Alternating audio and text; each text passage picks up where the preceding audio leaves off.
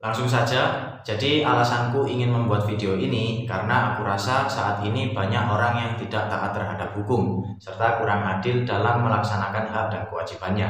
Tonton sampai habis videonya, mungkin dulur termasuk orang tidak adil yang dimaksud, semoga tercerahkan. Hukum tumpul ke atas dan tajam ke bawah merupakan istilah yang sering kita dengar di sekitar kita.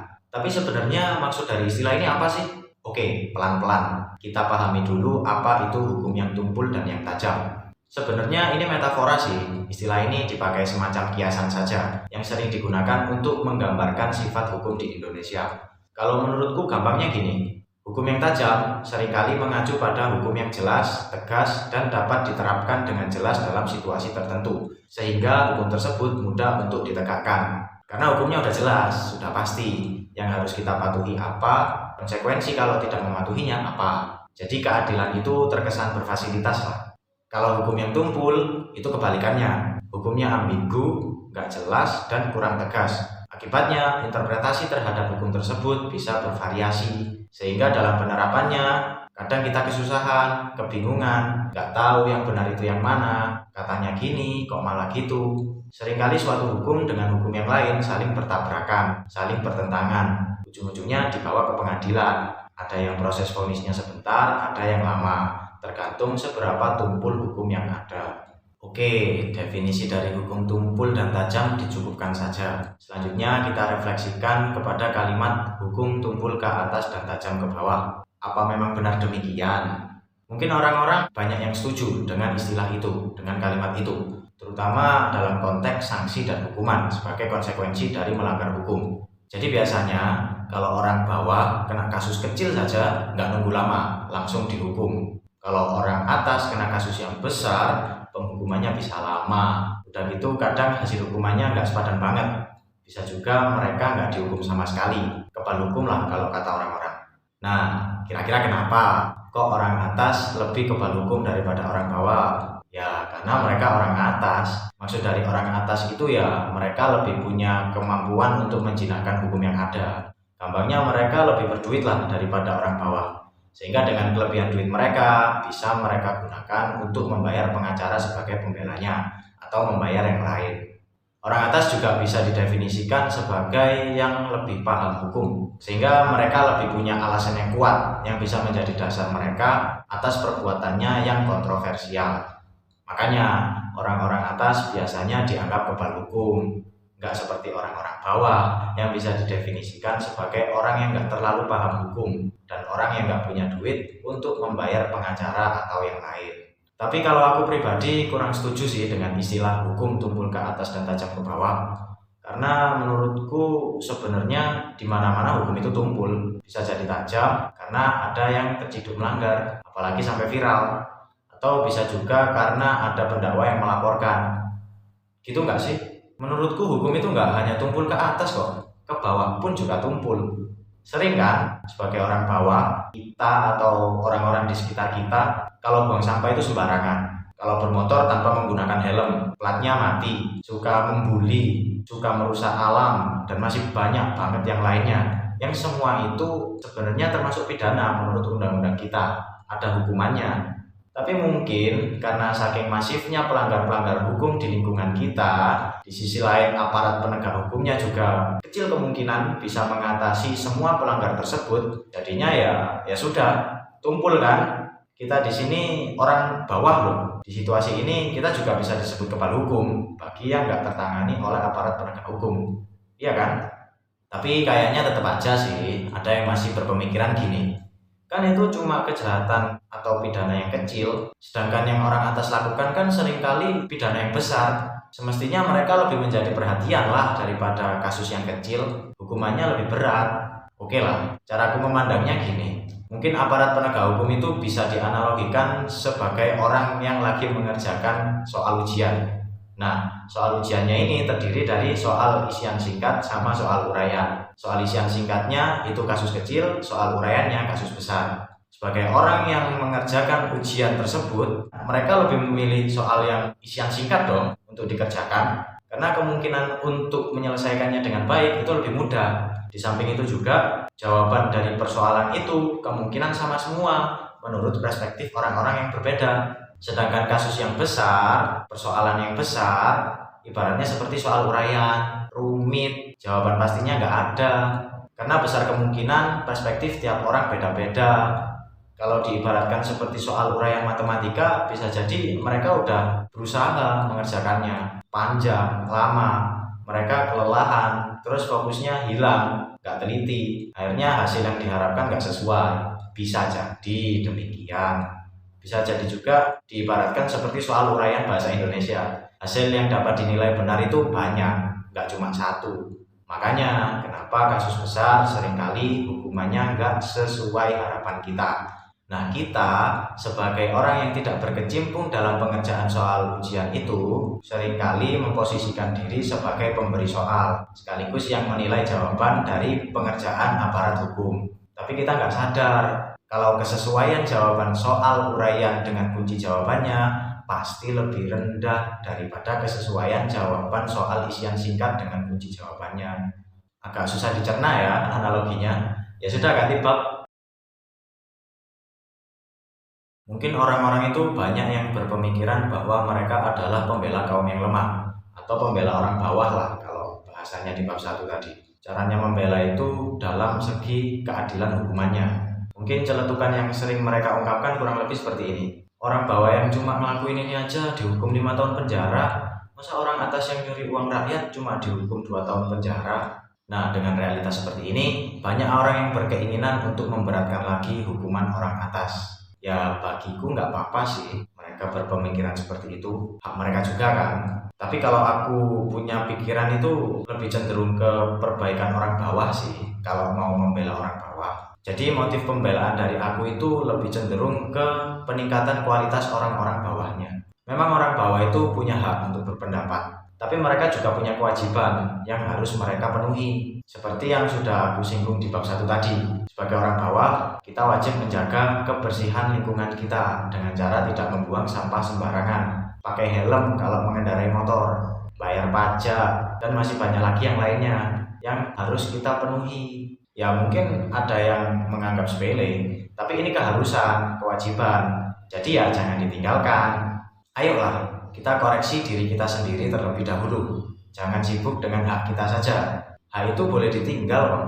Yang nggak boleh ditinggal itu kewajiban. Yang terjadi sekarang ini kan kebalik ya. Sering itu aku lihat di tongkrongan-tongkrongan atau di tontonan-tontonan yang banyak ditonton. Ada aja orang yang tiap kali ngobrol itu topiknya mengarah ke mengomentari orang lain. Yang paling sering dikomentari ya pemerintah, dijelek-jelekan, disalah-salahkan tanpa ada alasan dan bukti yang jelas. Di sisi lain, mereka yang suka ngomongin kewajiban orang lain, biasanya kewajibannya sendiri banyak yang belum terpenuhi. Kadang yang seperti itu punya omongan gini, ya aku cuma bisa ngomong, gak bisa berbuat. Aku kan cuma orang kecil, cuma orang bawah. Ya justru itu, lebih baiknya kita itu meningkatkan derajat kita, entah itu lewat ilmu ataupun harta, supaya kita bisa jadi orang besar, orang atas yang bisa berpengaruh banyak ke orang lain. Tentunya pengaruh yang baik loh ya. Jangan seperti yang selama ini diolok-olok. Sama aja dong jadinya, lingkaran setan. Coba deh bayangin kalau kita semua banyak yang berubah menjadi orang-orang yang memenuhi kewajiban-kewajiban kita. Dengan rajin bayar pajak, secara nggak sadar kita berkontribusi dalam membantu kelancaran keuangan APBN yang dialokasikan untuk peningkatan kualitas pendidikan, kualitas keamanan, pelayanan umum, dan masih banyak lagi yang lain. Dengan membuang sampah pada tempatnya, secara nggak langsung kita berkontribusi dalam memelihara lingkungan untuk masa depan kita. Kita juga bisa terhindar dari penyakit-penyakit yang beraneka ragam. Dan dengan kewajiban-kewajiban yang lainnya lah, yang kalau kita penuhi pasti akan ada dampak baiknya secara sadar maupun tidak. Mungkin di bab ini aku terkesan menekankan kewajiban ya dibandingkan melaksanakan hak, karena realitas yang ada di kacamataku itu sekarang banyak orang yang berat sebelah dalam melaksanakan hak dan kewajibannya, dan yang diberatkan itu mesti haknya, kewajibannya nggak terlalu dihiraukan. Padahal kalau kita mau berpikir agak religius, hak kita itu udah ada yang jamin, yaitu Tuhan kita. Ngapain kita masih mengurusi hak kita? Kita tinggal melaksanakan kewajiban-kewajiban kita saja. Tapi kalau dalam segi prioritas, pada dasarnya kewajiban yang harus didahulukan, bukan hak. Contoh sederhananya bekerja untuk mendapat uang, bekerja sebagai kewajiban, mendapatkan uang sebagai bentuk hak kita. Tanpa bekerja kita nggak pantas untuk meminta uang, apalagi sampai memaksa. Bukan lagi melaksanakan hak itu, melainkan pemalakan, pemerasan, pidana kan jadinya. Jadi pendapatku secara subjektif berkaitan dengan hak dan kewajiban itu keduanya sama-sama penting. Tapi ya itu tadi, sebagai orang yang beragama, hak kita itu sebenarnya sudah ada yang ngatur. Jadi kita bisa memfokuskan saja pada kewajiban-kewajiban. Tapi terkadang ada juga hak yang perlu diperhatikan di samping memperhatikan kewajiban. Contohnya seperti makan. Makan itu kan kewajiban ya, semua orang pasti makan. Tapi makanan apa yang akan kita makan itu menjadi hak kita. Entah itu makan buah, daging, sayur, itu semua perlu diperhatikan. Kalau nggak diperhatikan, kayu dimakan, batu kerikil dimakan, orang dimakan, ya nggak bisa dong. Jadi sekali lagi, dengan kita memenuhi kewajiban-kewajiban kita yang sudah tertera pada hukum, secara nggak langsung, hukum akan tegak karena tidak ada pelanggarnya. Hukum yang berlaku pada orang-orang bawah benar-benar bisa disebut sebagai hukum yang tajam.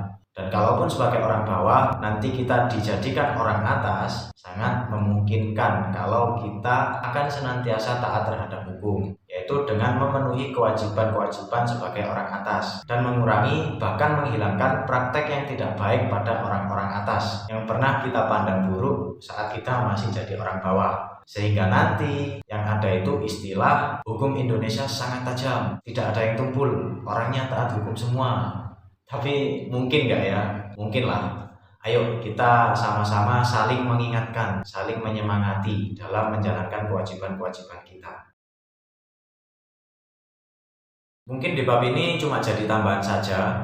Mungkin biar istiqomah juga, tiap videonya terdiri dari 3 bab.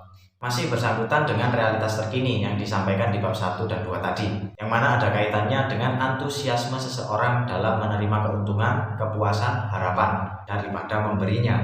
Ya mungkin ini yang jadi penyebabnya, sehingga jadinya ya yang seperti aku resahkan di bab 1 dan 2 tadi. Akan aku bahas dengan cara yang religius saja deh. Dalam Al-Quran ada pernyataan gini, memang manusia-manusia termasuk aku dan dulur yang menonton video ini itu ingkar terhadap Tuhannya. Tuhan sudah kasih kita nikmat yang banyak, yang tentu kita udah tahu itu. Tapi kenapa masih aja cari-cari yang lain, cari-cari hak yang lain? Memang manusia-manusia itu terlalu bucin sama hartanya, sama jabatannya, sama status sosialnya. Makanya kenapa orang-orang itu banyak yang gemar mencari harta, jabatan, dan status sosial. Orang-orang banyak yang minta sekolah gratis, biar anak-anak mereka punya gelar, harapan bisa dapat kerjaan dengan gaji yang lebih tinggi daripada orang yang tidak sekolah. Ternyata anaknya waktu sekolah malas belajar, kalau ujian nyontek jawaban temannya. Terus ada juga orang yang mau nyalek, katanya biar bisa membantu rakyat, menegakkan keadilan. Ternyata ketika sudah masuk cuma numpang nama aja. Mereka ambil gaji buta sama biar punya status sosial aja. Ujung-ujungnya duit semua. Yang mereka kejar hak mereka atas uang, sedangkan kewajibannya seringkali dikesampingkan. Nah, supaya kita tidak terjerumus ke golongan manusia seperti itu, yang bucin-bucin itu, ayo kita ingat mati. Kita tata lagi niat kita dalam mengamalkan hak dan kewajiban kita. Kita pelajari juga apa yang telah diajarkan oleh agama kita. Ngaji yo. Oh iya, kebetulan di channel ini tersedia playlist ngaji yo, gratis, silakan mampir. Keadilan yang sesungguhnya itu adanya nanti di akhirat. Kita ini cuma manusia, nggak bisa kita itu menilai orang lain, mengadili orang lain, menghakimi orang lain. Jadi aku kira menjadi orang yang adil itu mustahil. Tapi nggak apa-apa, coba aja lah. Kita terus belajar dan meningkatkan sifat adil dari dalam diri kita, terutama adil kepada diri kita sendiri. Kita ini yang sudah mendapatkan banyak hak, sudah menunaikan kewajiban-kewajiban atas hak tersebut belum? Silakan diintrospeksi. Terus ini juga, dulur-dulur yang menonton video ini bakal sanggup nggak kalau kita senantiasa berkomitmen untuk menjadi pemberi keuntungan, bukan lagi menjadi pengharap dan pencari keuntungan. Itu aja sih. Sekian dari aku, terima kasih.